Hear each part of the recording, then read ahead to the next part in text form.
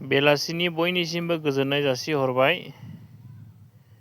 आरो आंनि नैबे बड'लेण्ड एग्रिकालसार फार्मिं इउटुब चेनेलखौ बयखौबो नायनानै साबस्क्राइब खालामनो थाखाय गुरै खावलायहरनाय थाबाय।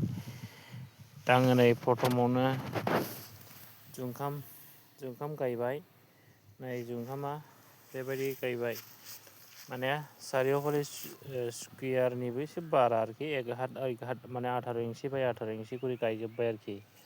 दा रज'बाय, दा रज'नायहा बेखिनिसिमहालागै रज'बाय।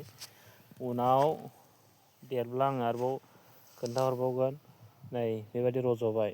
दा ओंखायनो आङो आंनि इउटुब चेनेल जेखौनाखि बड'लेण्ड एग्रिकालसार फार्मिं इउटुब चेनेल होनना बुंनाय जाबाय। दा बेयावहायनो आङो ओंखायनो बे एग्रिकालसार खामानि मावनायखौल' होनोसै आरोखि।